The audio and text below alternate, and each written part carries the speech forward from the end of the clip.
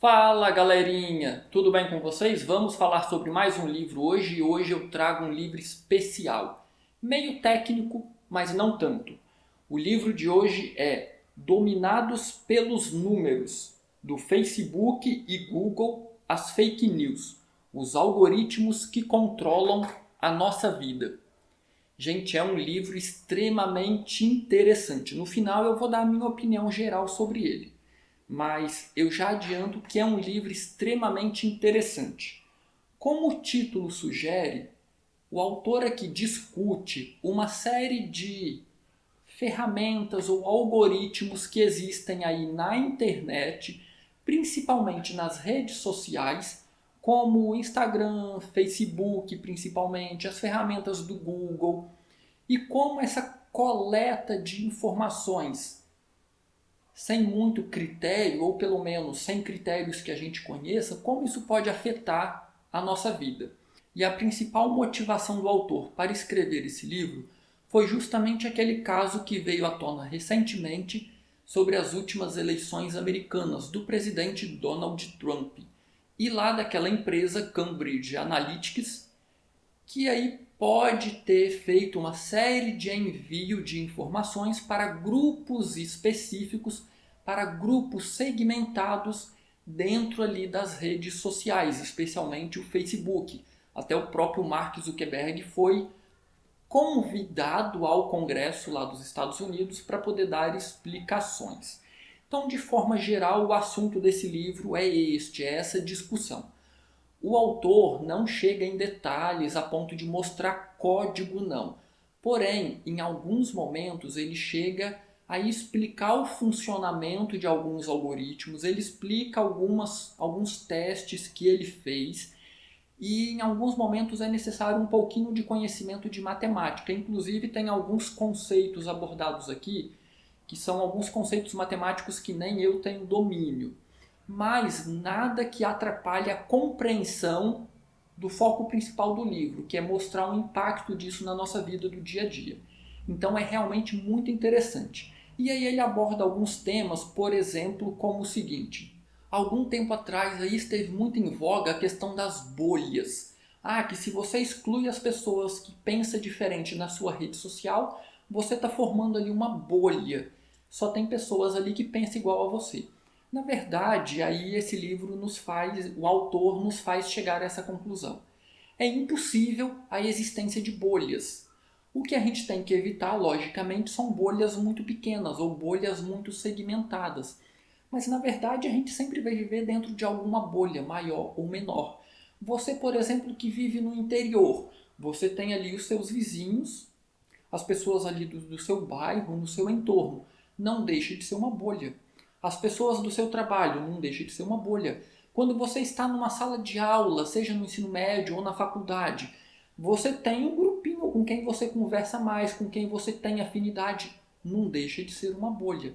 Acontece que nas redes sociais é mais fácil você se isolar ou você se inserir apenas no grupo que concorda com tudo que você diz ou que concorda com todas as suas ideias e deixar de fora as pessoas que pensam diferente. Realmente isso é perigoso. E nas redes sociais é muito mais fácil fazer isso, basta você bloquear ou você excluir. Na vida social nós temos um pouco mais de bom senso e um pouco mais de educação, então a gente ouve um pouco mais as pessoas, a gente não agride verbalmente tão facilmente como a gente faz nas redes sociais. É muito mais fácil, a tela parece que é protetora. É comum nós vermos posts nas redes sociais onde as pessoas vão lá e enchem de palavrão. Na vida real, isso é um pouco mais difícil. Não que não exista, claro que existe, mas é um pouco mais difícil. Então o autor vai conduzindo um pouco essa discussão. Bolhas sempre existiram e sempre existirão. Acontece que as ferramentas sociais maximizaram a formação dessas bolhas. E aí o autor chega numa discussão que é muito interessante. A própria criação dos algoritmos proporciona a formação dessas bolhas. Por exemplo, nós já sabemos que conforme nós vamos curtindo, dando like, dando amei, nos posts e nos compartilhamentos aí dos nossos amigos e dos veículos de comunicação, tem um algoritmo por trás que vai armazenando essas informações, ou seja, que vai nos conhecendo, e passa a recomendar para a gente tanto postagens quanto anúncios baseado nesse perfil de curtidas, de comentários, nesse perfil que ele vai traçando sobre nós. E aí, esse próprio perfil já tende a formar uma bolha, de certa forma. Porque imagine o seguinte, e aí um exemplo que o autor utiliza. Nos Estados Unidos, basicamente tem dois extremos políticos, ou você é democrata ou você é republicano. E aí o autor fez um experimento dessa forma. Imagine que exista lá na rede social cadastrado 10 jornais ou 10 veículos de comunicação, 5 democratas e 5 republicanos.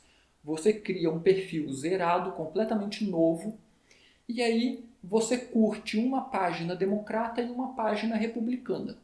Até então, ok.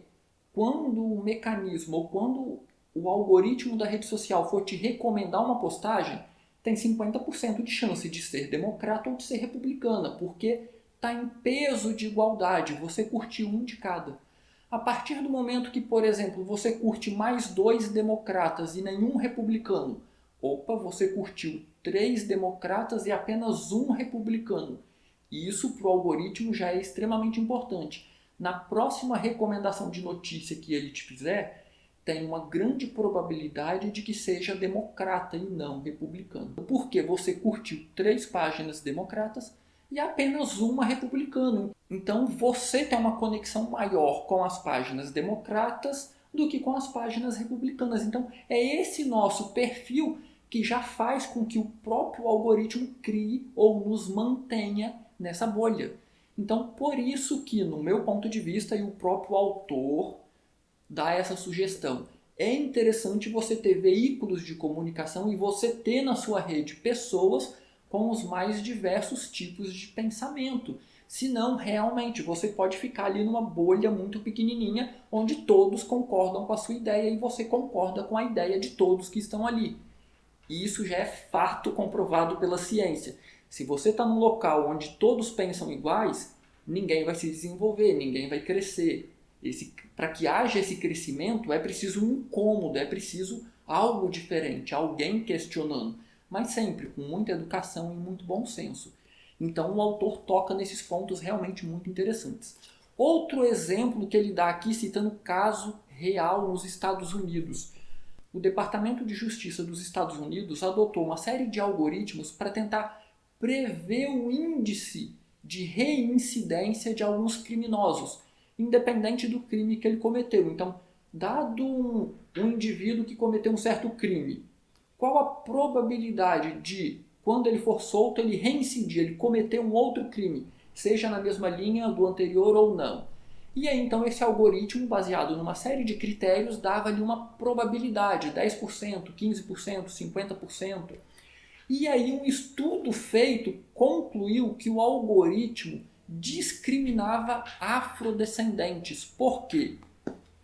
Quando inserido nesse algoritmo informações exatamente iguais para duas pessoas, cuja única diferença era a cor da pele, a probabilidade de reincidência para o afrodescendente ou para o negro era maior do que para o branco. E aí é interessante que ele vai discutir o porquê que isso acontece. Por exemplo, ingenuamente, esses algoritmos podem ser alimentados simplesmente com dados estatísticos. Concluímos estatisticamente que 65% dos indivíduos presos que estão nas cadeias são negros, são afrodescendentes. Então, os afrodescendentes são mais propensos a cometer crimes. Isso é um pensamento equivocado, isso é um pensamento errado. Inclusive, essa interpretação estatística pode estar errada.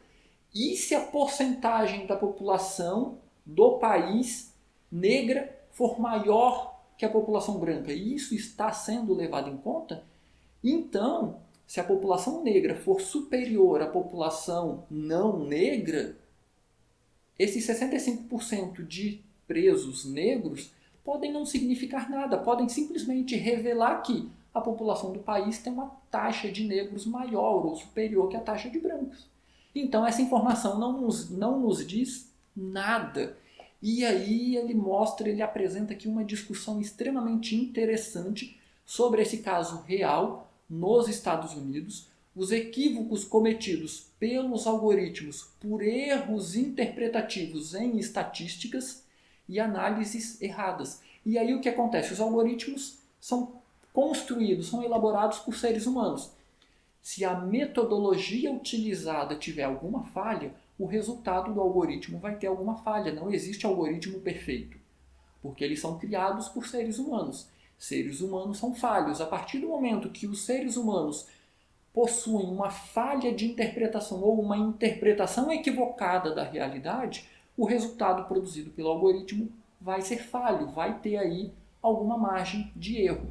Então o livro é extremamente interessante e eu recomendo se você tem interesse nessa compreensão desses algoritmos, como que essas informações são coletadas, são tratadas aí pelas redes sociais. Inclusive, um detalhe muito interessante, você que no seu curso de graduação tem disciplina de programação e você não dá muita bola ou não acha muito interessante, tem um exemplo aqui que eu achei extremamente interessante. Ele mostrou uma forma como as redes sociais, claro, uma das formas, uma ideia de como as redes sociais vão armazenando as nossas informações quando a gente vai curtindo os diversos posts dos nossos amigos e dos meios de comunicação. Imagine, por exemplo, e é um exemplo que ele cita aqui, um exemplo muito simples. Ele cria uma matriz, olha, se você já fez programação, uma matriz bidimensional com linhas e colunas. Ele cria uma matriz e faz o seguinte teste. Imagine que nós vamos classificar os nossos amigos na rede social por vida pessoal ou vida profissional. Então, um eixo, olha um eixo bidimensional, x e y. Um eixo vai representar postagens relacionadas à vida pessoal, o outro eixo vai representar postagens relacionadas à vida profissional. E aí então ele quer dividir os amigos do Facebook dele em postagens pessoais e postagens profissionais. Quem é que posta mais sobre a vida pessoal e quem é que posta mais sobre a vida profissional? Ele quer dividir os amigos dele nesses dois grupos. E aí é extremamente interessante como que é feita essa divisão. Nós temos uma matriz bidimensional, onde um eixo representa uma postagem na vida pessoal, o outro eixo representa uma postagem na vida profissional. Então imagine, por exemplo, que eu fiz ao longo do período avaliado 3 postagens sobre a vida pessoal. Então, num eixo aqui vai estar marcando o índice 3. Só que eu fiz aí 10 postagens sobre o meio profissional. O outro eixo aqui vai estar marcando 10. Então, na interseção desses dois pontos, 3 e 10, na interseção desses dois pontos, ele vai lá e põe um pontinho marcando o Wagner. Então, o Wagner está aqui, olha. Ele fez 10 postagens relacionadas ao meio profissional e 3 postagens relacionadas ao meio pessoal. E eu achei isso muito interessante, porque foi uma forma bem didática dele mostrar como que os mecanismos aí das redes sociais fazem isso com a gente. Agora, aqui no livro ele dá um exemplo com apenas 2 eixos, x e y, vida pessoal, vida profissional. Aí ele diz o seguinte, agora expanda isso aqui para 10 dimensões, 50 dimensões, 1000 dimensões, e aí você vai ter uma ideia dos reais algoritmos das redes sociais. Imensas matrizes onde eles vão te classificando. Na vida profissional, quantas postagens você fez? Na vida pessoal, sobre tal partido político, sobre tal ideia, sobre vida religiosa. E aí nós temos então uma matriz n-dimensional que classifica todo o povo do Facebook, todo o povo do Instagram, todo o povo aí das ferramentas do Google. E aí ali dentro você é um pontinho. Esse pontinho tem N dimensões e aí ele consegue uma série de informações. Quais produtos que você curtiu, quais páginas políticas que você curtiu, quais notícias que você deu like, quais que você deu aquela carinha de bravo. E aí ele começa a fazer uma série de segmentações. Por exemplo, eu quero direcionar um anúncio para quem curtiu determinado post. Ele consegue segmentar dessa forma as pessoas que curtiram determinado post e direcionar um conteúdo ou uma propaganda para aquele grupo específico. E aí eu achei extremamente essa discussão, porque ele chega nessa discussão quando ele vai abordar o tema ou aquele assunto lá envolvendo Donald Trump e as possíveis fraudes na eleição de Donald Trump com a empresa Cambridge Analytica, que se dizia assim, poder mover céus e terras e fazer anúncios extremamente segmentados, ou seja, para grupos muito segmentados. Tinha uma série de coisas que eles poderiam fazer, quase como que mágicas. Tudo disponível no site da Cambridge Analytica, estava lá. E aí, curiosamente, depois que esse escândalo veio à tona, a página foi toda reformulada, isso tudo foi retirado do ar. Agora, o que eles podem fazer, de acordo com o site deles, é muito mais limitado e não tem todo esse poder que diziam ter antes desse escândalo vir à tona. E aí o autor aqui conduz uma discussão nos levando a crer que realmente não é possível. Mas eu vou ser bem sincero com vocês. Eu fiquei meio cético. E no final a impressão que eu tive é que esse livro foi encomendado para validar a eleição norte-americana e validar que realmente Cambridge Analytica não consegue fazer tudo que eles diziam conseguir fazer antes desse escândalo vir à tona. Porque na verdade eu acredito que sim, eles conseguem fazer isso. Inclusive o autor demonstra com exemplos que é possível fazer isso no Facebook, por exemplo, ou dentro do próprio Google, das ferramentas do Google. Então, assim, essa foi a impressão que eu fiquei. Parece que foi um livro encomendado para validar a eleição norte-americana do presidente Donald Trump e para validar a honestidade da empresa Cambridge Analytica e de que eles não conseguem fazer tudo que a mídia disse que eles conseguiriam fazer ou tudo que o processo está dizendo que eles fizeram. Na verdade, eu acho que sim, tem muita coisa aí por trás que eles estão tentando esconder. Mas isso não torna o livro menos interessante. É um livro realmente interessante que vale muito a pena a leitura se você é do meio de tecnologia, se você gosta de tecnologia e se você tem aí essa pontinha de preocupação do que realmente as redes sociais fazem com todas as informações que elas coletam a nosso respeito. Então fica aí a dica deste livro.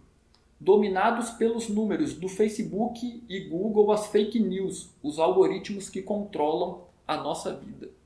Então, se você não curtiu o nosso canal, curta nosso canal, dá um joinha no vídeo aí, isso ajuda o canal aqui. Do mais, um grande abraço e até a próxima dica.